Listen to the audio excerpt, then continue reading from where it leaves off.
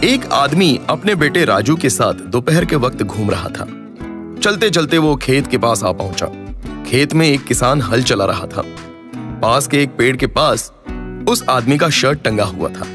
Shirt देखते ही राजू के मन में कुछ तो भी शुरू हो गया। उसकी आंखें चमकने लगी। उसने पिता से कहा, पिताजी, उस शर्ट में मैं 2-2 पत्थर रखता हूँ। जब वो किसान उस शर्ट को पहनेगा और पॉकेट में जब हाथ डालेगा तब बहुत मजा आएगा। इस पर पिताजी ने कहा, ठीक है, पर मैं एक सुझाव देता हूँ। उस पत्थर के बदले हम 100-100 रुपए के नोट रखते हैं। राजू ने कहा, पर पिताजी, मुझे लगता है पत्थर रखने से ज्यादा मजा आएगा, रुपयों से भी ज्यादा। लेकिन पिता ने कहा, एक बार देखे तो सही, तुम्हें इसमें ज्यादा मजा आएगा। राजू कुछ नाराज होकर ही मान गया और उस शर्ट के पॉकेट में 100-100 रुपए के नोट रख दिए। उसे पता था कि मजा तो आने ही वाला नहीं है, पर पैसे तो चले जाएंगे। और वो दोनों एक पेड़ के पीछे छिप गए और किसान को देखने लगे। सूरज सर पर चढ़ आया था। किसान ने हल चलाना बंद किया और बैल को एक पेड़ के नीचे बांध दिया और उनको खाने के लिए चारा और पानी दे दिया। फिर खुद से ही बात करते हुए वो कुछ बोल रहा था।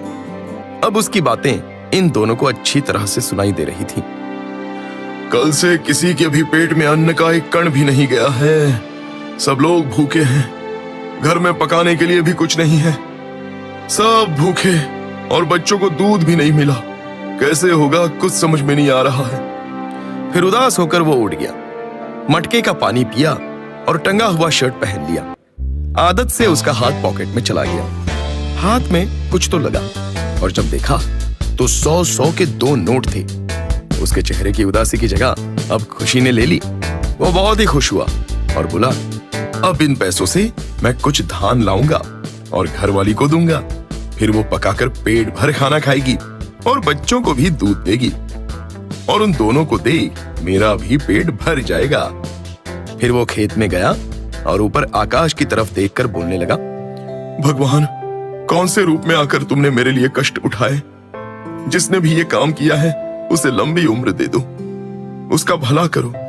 सब आपकी कृपा है प्रभु, मैं धन्य हो गया। ये सब देखकर राजू की आंखों से आंसू बहने लगे। उसे क्या हो रहा था समझ में नहीं आ रहा था। उसने पिता से कहा, पिताजी, मुझे क्या हो रहा है कुछ समझ में नहीं आ रहा।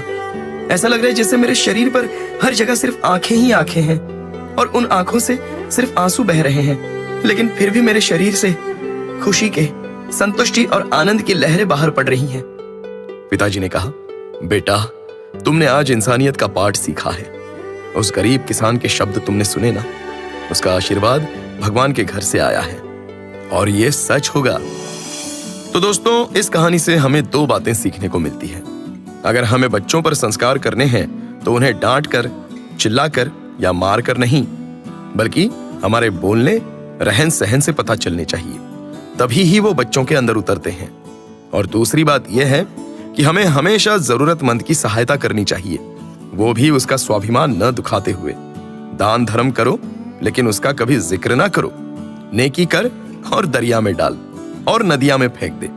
आपकी क्या राय है, हमें जरूर बताइएगा।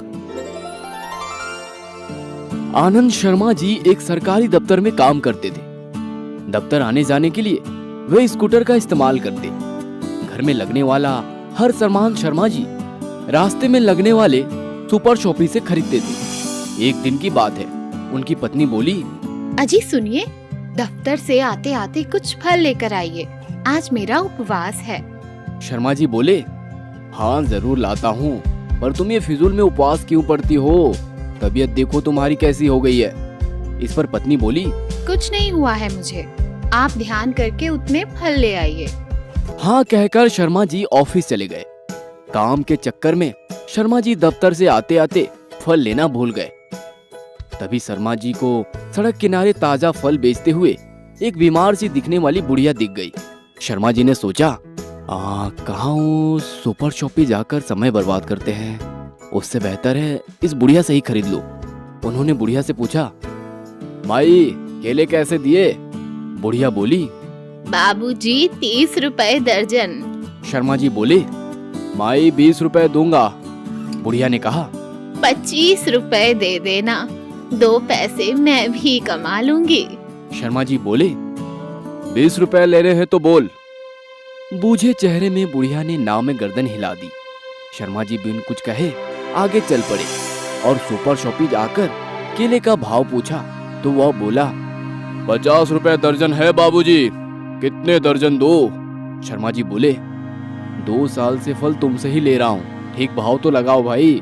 तो उसने कहा, बाबूजी यहाँ हम तोल भाव नहीं करते, लेने हैं तो बोलो, मेरे पास और भी कस्टमर है। शर्मा जी को उसका यह व्यवहार बहुत बुरा लगा।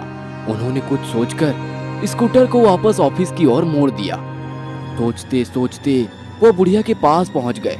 बुढ़िया ने उन्हें पहचान लिया और बोली, बाबूजी केले दे दूं, पर भाव 25 से कम नहीं लगाऊंगी।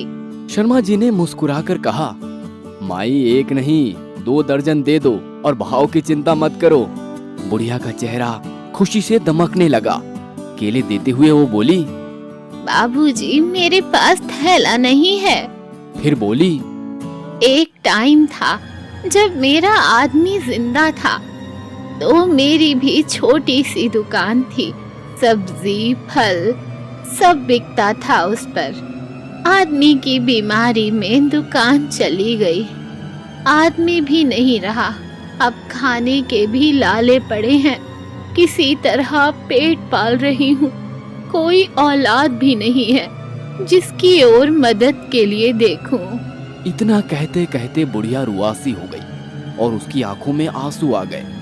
शर्मा जी ने 100 रुपए का नोट बुढ़िया को दे दिया तो वह बोली, बाबूजी मेरे पास छुट्टे नहीं हैं। शर्मा जी बोले, माई चिंता मत करो, रख लो, अब मैं तुमसे ही फल खरीदूंगा और कल मैं तुम्हें 1000 रुपए दूंगा, धीरे धीरे चुका देना और परसों से बेचने के लिए मंडी से दूसरे फल भी ले आना।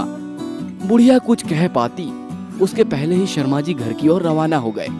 घर पहुंचकर उन्होंने पत्नी से कहा, ना जाने क्यों हम हमेशा मुश्किल से पेट पालने वाले थड़ी लगाकर सामान बेचने वालों से मोल भाव करते हैं, किंतु बड़ी दुकानों पर हम मुंह मांगे पैसे दे आते हैं। शायद हमारी मानसिकता ही बिगड़ गई है।